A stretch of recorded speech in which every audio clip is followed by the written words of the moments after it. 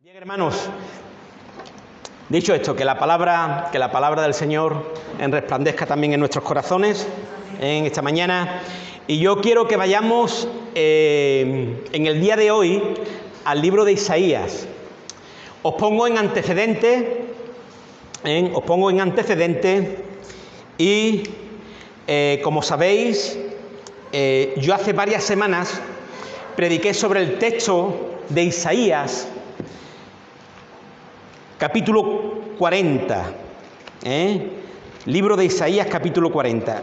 Yo estuve predicando y evidentemente en esta mañana no voy a hacer repetitivo, sí os voy a hacer un pequeño resumen para que lo tengáis en mente, y aquellos que no estuvisteis, o aquellos hermanos y familia que nos escucha por las redes, pues que vaya a la predicación del domingo 8 de este mes, que están grabadas, pueden buscar la página de nuestra iglesia, tanto en Facebook como en YouTube y demás, y lo pueden escuchar. Pero estuvimos compartiendo en el capítulo 40 y estuvimos haciendo una introducción con la visión y la revelación de la palabra, de lo que Dios le quiere enseñar a su pueblo y de lo que Dios quiere traernos a nuestros corazones para la bendición y el beneficio de la iglesia en el día de hoy.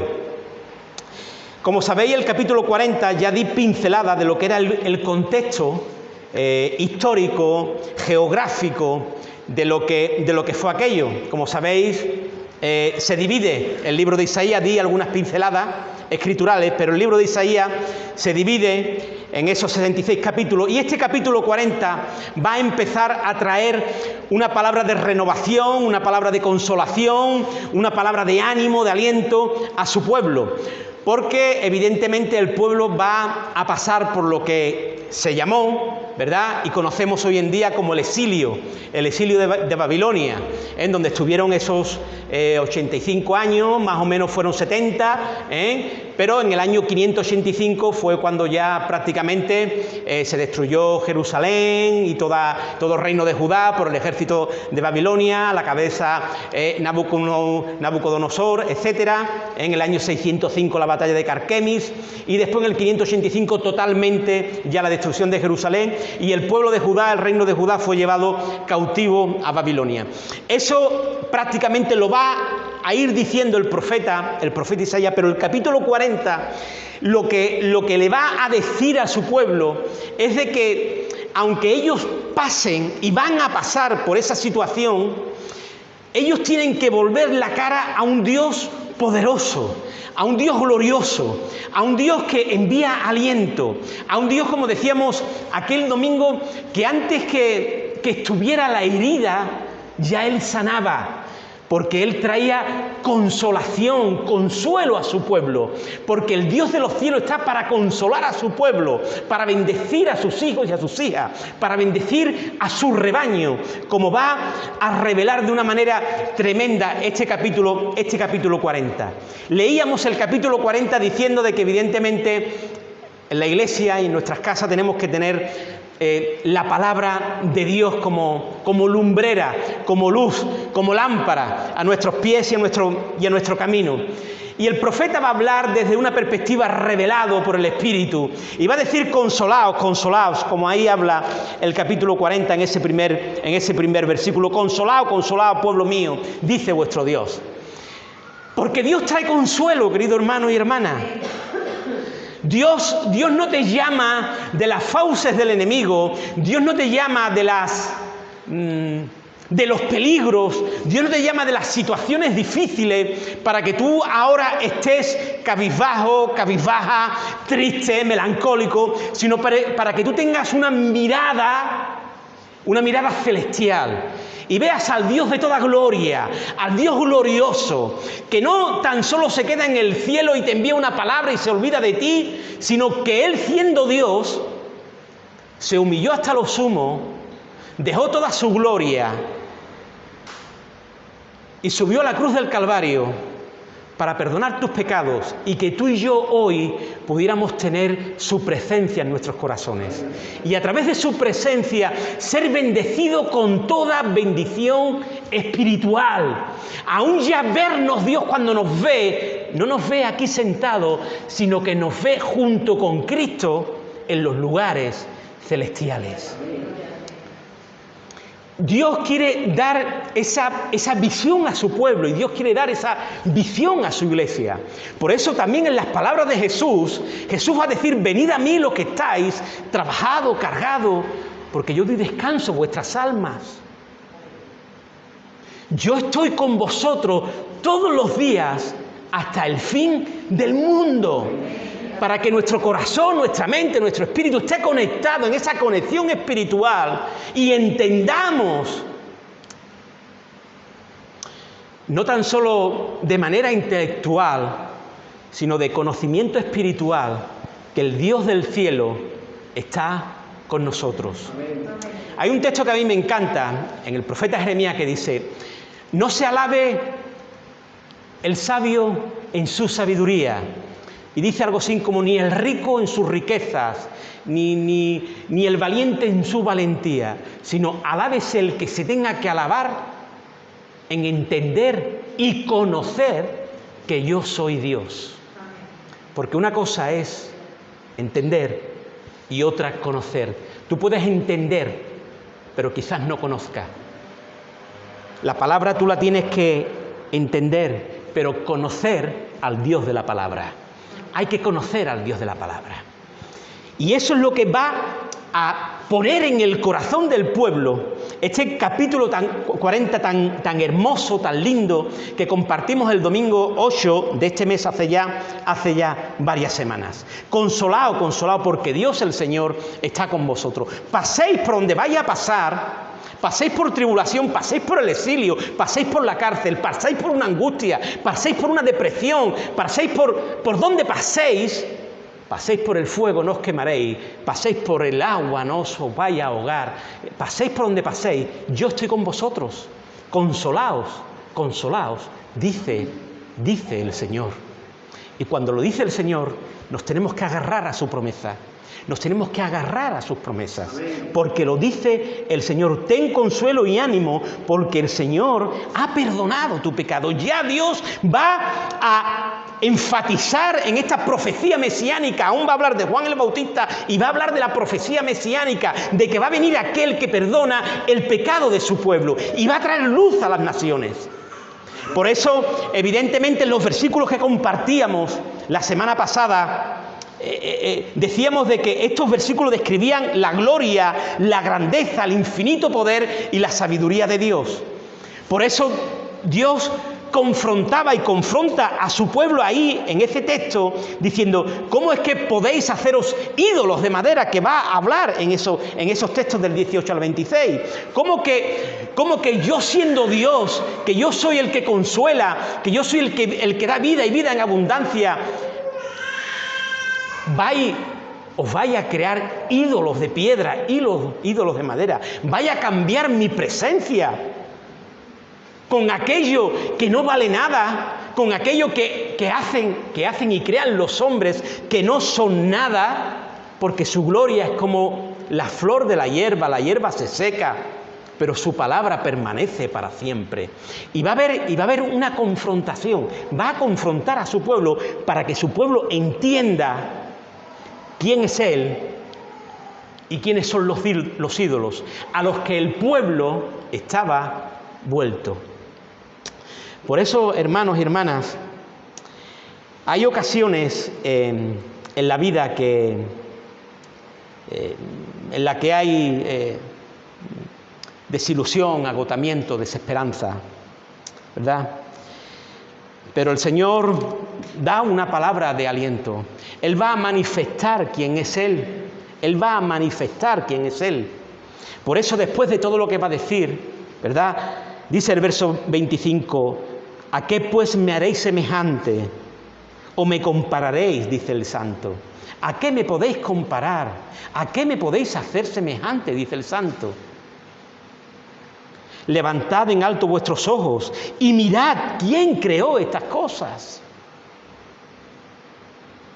Él saca y cuenta a su ejército, a todas llama por sus nombres, ninguna faltará. Tal es la grandeza de su fuerza y el poder de su dominio. Aleluya. ¿A qué me compararéis? Os digo una cosa, queridos hermanos y hermanas. Aún vemos de que muchas veces, aún dentro de la propia iglesia, hay ídolos que están en nuestro corazón.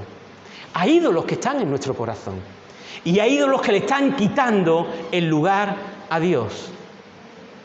Y sabéis, corremos todos graves peligros. Y en la propia familia muchas veces se corren varios peligros, con ponernos unos a otros como dioses. Hay esposas que tienen como Dios a su esposo. Y le dan un lugar más preeminente que a la misma presencia de Dios. Hay madres o padres que le dan tal lugar a sus hijos, aman tanto a sus hijos que lo tienen que amar, claro. Pero por encima de todo tiene que estar el amor a Dios. Tanto aman a sus hijos que sus hijos toman el lugar de Dios y ponen a sus hijos como ídolos. Es decir, tenemos que tener en cuenta de que todo el lugar, toda la preeminencia es de Dios. Es de Dios. Por encima de todo, todo lo que tú hagas y quieras acompañar a Dios en algún momento, es porque tu fe hace aguas. Tu fe hace aguas. Tu fe hace aguas. Muchas veces yo he entrado en conversaciones con algún hermano o hermana que evidentemente llevan poco tiempo y demás. Y Dios sí, pero no es que me dijeron, no es que me han dicho, no es que me han enseñado. Querido hermano y hermana, todo lo que tú pongas, lo que va a hacer es robarle la gloria que únicamente se merece el Señor. Amén. La gloria que únicamente se merece el Señor. Por eso va a decir el Señor, ¿a qué me vais a comparar? Si yo soy el infinito, yo soy el que tengo poder, levantad en alto vuestros ojos y mirad quién creó todas estas cosas. Os voy a decir algo, querido hermano y hermana. Dios es tan grande, tan poderoso, tan superior a todo, que no está en el universo.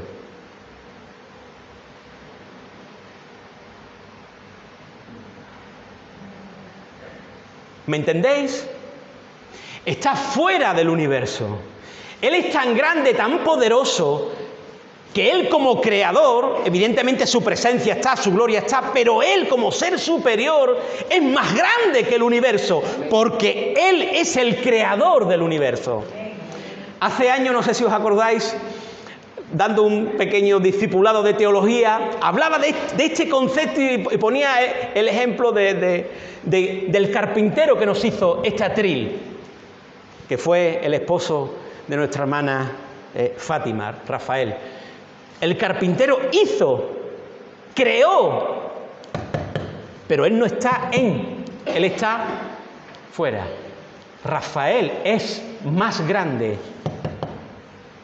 Dios es más grande que el universo, porque Él es el creador del universo y sobre todo tiene dominio. ¿A qué vamos a comparar? Él tiene un mensaje de consuelo, un mensaje de ánimo, un mensaje de aliento, un mensaje, oye, por donde tú pases, yo estoy contigo. Por eso los textos que tenemos para hoy, vamos rápido ya, dice el texto 27, que dejamos esos versículos para hoy. ¿Por qué dices, oh Jacob, y hablas tú, Israel, mi camino está escondido del Señor y de mi Dios pasó mi juicio? Es decir, como si dijera, Dios pasa de mí.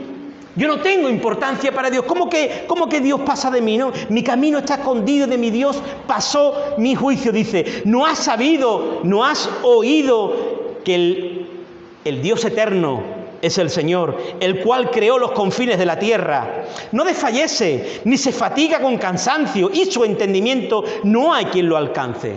Y evidentemente esta palabra es una palabra de aliento porque Dios sabía, por su presciencia, porque Él lo conoce todo, por dónde iba a pasar su pueblo, como tú hoy, querido hermano y hermana. Por eso este texto está para aquellos que van a pasar y todavía no han pasado. Por eso Él sana antes de que esté la herida sana, Él va a decir, vais a pasar por el exilio, vais a pasar por amargura, vais a pasar por desaliento, vais a pasar por desfallecimiento, por agotamiento. Pero dice el Señor, Él da esfuerzo al cansado y multiplica las fuerzas al que no tiene ningunas. Los muchachos se fatigan y se cansan, los jóvenes flaquean y caen, pero los que esperan al Señor tendrán nuevas fuerzas, levantarán alas como las águilas, correrán y no se cansarán, caminarán y no se fatigarán. Aleluya. Aleluya. Dios ya sabía por dónde iban a pasar. Por eso, hermano y hermana, hay ocasiones que en la vida hay desilusión, agotamiento, cansancio, frustración, temores, angustias. Te ves arrinconado, hay desesperación en tu corazón. Se apoderan de nosotros sentimientos, una pesada carga que no nos deja seguir hacia adelante. Cada uno de nosotros conoce de esos momentos, momentos en que nos sentimos sin fuerza para enfrentar los problemas de la vida cristiana. Son momentos en los cuales podemos decir, como el salmista, abatida hasta el polvo está mi alma, o como el profeta Elías, ya lo decía el otro domingo, pero os lo recuerdo, sentarnos bajo el enebro y pedir hasta la muerte, ¿verdad? Decirle, Señor, quítame la vida. Realmente hay momentos en la vida en los cuales Dios nos parece remoto y quizás desinteresado, que pasa de nosotros. La generación de Isaías se enfrentó a días devastadores, catastróficos. Serían llevados cautivos, vivirían en el exilio y en dicha experiencia se hundirían emocionalmente y espiritualmente. Yo no sé tú cómo tú estás, pero quizás hemos pasado por momentos donde nuestra vida está físicamente, espiritualmente, emocionalmente por los suelos. Pero Dios te dice, yo te envío consuelo. Amén. Si tú caes, yo te levanto, porque yo no me canso, yo le doy fuerzas al cansado. Ellos, cuando miraban el largo camino de vuelta a casa, se quejaban de no tener la fortaleza para hacerlo. Pensaban que Dios les estaba pidiendo que hicieran algo imposible. Y en este pasaje, querida iglesia, el profeta señala un camino para salir de este vacío. Esperar en el Señor. Dice, los muchachos se fatigan, se cansan, los jóvenes flaquean y caen, pero los que esperan al Señor tendrán nuevas fuerzas. Aleluya. Por lo tanto, como esta es la segunda parte de ese recibir fortaleza espiritual, título de la predicación, recibe fortaleza espiritual, hay tres cosas que yo te quiero compartir en esta mañana. Tres elementos de fortalecimiento espiritual que Dios nos presenta en este pasaje. Y el primero es un conocimiento. Tenemos que tener un conocimiento renovado de Dios. Un conocimiento renovado de Dios. Hubo un teólogo en el siglo pasado, de los mejores teólogos, que dijo que tuvo razón cuando afirmó que lo más importante en la vida es entender quién es Dios. Y él, en la reflexión que hizo, dijo, la generación actual, si es así, está pasando serios problemas, porque poco entienden a Dios. Hoy nuestra forma de ver a Dios son mayormente de acuerdo a nuestra preferencia, como yo quiero ver a Dios, como yo dibujo a Dios, como yo me imagino a Dios. Así queremos hoy en día ver a Dios y entender a Dios. El problema del pueblo de Israel radicaba en que habían quitado su vista de Dios y se centraron en ellos mismos. La razón por la cual el profeta nos presenta a Dios en su majestad es para que entendamos que tenemos un Dios todopoderoso y suficiente para socorrernos en nuestra debilidad. Porque pasemos por donde pasemos, siempre está la mano de Dios. Siempre está la mano de Dios. El Dios en el que decimos creer está con nosotros. Es un Dios que podemos conocer y que podemos entender. Es un Dios que nos anima a levantarnos. Es un Dios que nos anima a venir a su casa y a adorarle con todo el corazón. El profeta Daniel dijo, el pueblo que conoce a su Dios se esforzará y actuará. Bendito sea el Señor. El pueblo que conoce a Dios actúa. El pueblo que conoce a Dios se esfuerza. Y hay 4 cosas que va a decir ahí ese texto, en este primer punto de ese conocer a Dios, que Dios es eterno. ¿No habéis oído que el Dios es eterno? ¿No habéis oído que el Dios es eterno? Verso 28. Dios eterno, el Dios eterno. Por ser eterno no conoce el cambio ni la decadencia. Es intemporal. No hay espacio, puede ayudarme en todo mi tiempo, pasado, futuro y presente. Dios es eterno, pero también el texto habla del Dios infinito, como he dicho antes, que creó los confines de la tierra. Estos 4 aspectos están ahí en ese mismo versículo. Cuando decimos que Dios es infinito, queremos decir que Él no conoce límites. No conoce límites. Si eterno es por siempre y para siempre, que no tiene principio ni fin, infinito es que no tiene fin, que es ilimitado. Por eso Dios es inconmensurable, no se puede medir, no hay límites a su presencia, no hay lugar donde Él no pueda ser hallado, porque es ilimitado, puede ayudarme en mi espacio. Me ayuda en mi tiempo, porque es eterno, pero también me ayuda en mi espacio, porque es infinito. Pero también dice el Señor aquí, el texto, Dios es inagotable, no desfallece ni se fatiga, por lo tanto es inagotable. Dios es incapaz de tener fatiga o de debilidad. Por eso Dios es inagotable, puede ayudarme en cualquier momento crucial de mi vida, en cualquier momento de agotamiento, en cualquier momento de desesperanza. Él me puede ayudar porque Él ni se fatiga ni desfallece. Dios es inescrutable. Dice que su entendimiento no hay quien lo alcance. Qué bueno. La mente y el entendimiento de Dios, que son insondables, están más allá de todo pensamiento humano. No hay quien pueda frustrar sus designios, no hay quien pueda cambiarlo. No sé, querido hermano y hermana, si tú meditas en el carácter de Dios, en esta infinitud, en esta presencia gloriosa de Dios, que Él es eterno, que Él es infinito, que es inagotable, que es inescrutable. Ese Dios es el que está contigo y conmigo. Ese Dios es el que viene en el camino con nosotros, es el que te dice que si tú te fatigas, Él te levanta, que si tú caes, Él te levanta. Él no desfallece, Él te va a levantar de todo momento, de todo peligro y de todo agotamiento que tú puedas tener en esta vida. Dice en segundo lugar que el fortalecimiento espiritual demanda también un reconocimiento de nuestra condición. Ahí está, versos 28 al 30, ¿verdad? De nuestra condición. Hay una verdad que sale a relucir en estos versículos, y es que Dios otorga su poder a hombres y mujeres agotados, ¿verdad? Agotados. Él da esfuerzo al cansado, multiplica la fuerza al que no tiene ninguna. Es decir, Él está hablando a gente agotada, a gente que no tiene fuerza, a gente que van por el camino de la desesperación, físicamente, emocionalmente, espiritualmente. Por eso hay una demanda de ese reconocimiento de tu estado y de mi estado. Por eso no vale decir, qué bien estoy, Seamos sinceros. Hay veces que estás muy bien, claro, amén, gloria a Dios. Pero otras veces no estás tan bien, querido hermana y hermano. No nos podemos esconder, porque es que aparte pecamos, mentimos. ¿A quién le vamos a mentir? ¿A quién le vamos a mentir? Que somos supervencedores, ese hipomai de que habla Romanos 8. Sí, en Cristo Jesús. Pero humanamente, ¿cuántas veces estamos agotados? ¿Cuántas veces estamos espiritualmente desfallecidos? ¿Cuántas veces caemos, flaqueamos, desfallecemos?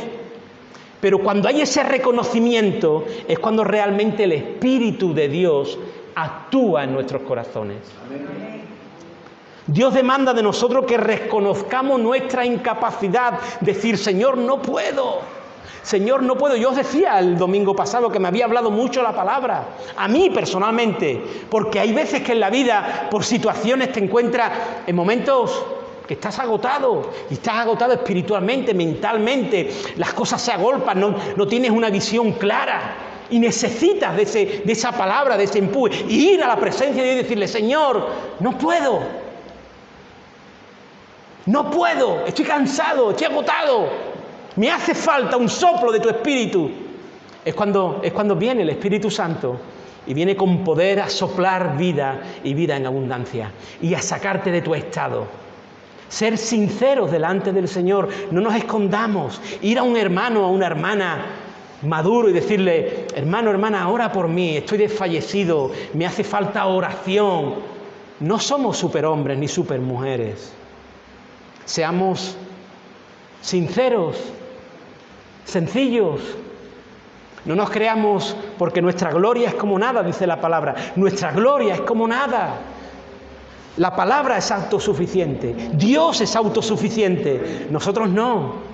Ya en Apocalipsis se le habla a una iglesia que quiso ser autosuficiente, ¿verdad? Se creía que ella era rica, tal cual le tiene que decir el Señor: pobre y desgraciada, unge tus ojos con colirio. ¿No te das cuenta que eres pobre, desventurada, desnuda, ciega? Unge tus ojos con colirio y ve tu estado. ¿No te das cuenta de cómo estás?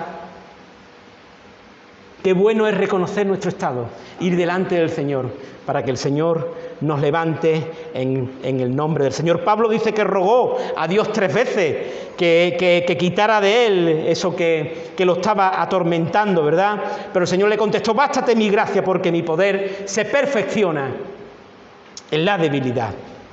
Él lo aprendió. Por esto el apóstol aprendió a decir: todo lo puedo en Cristo, porque Él me fortalece. Aleluya.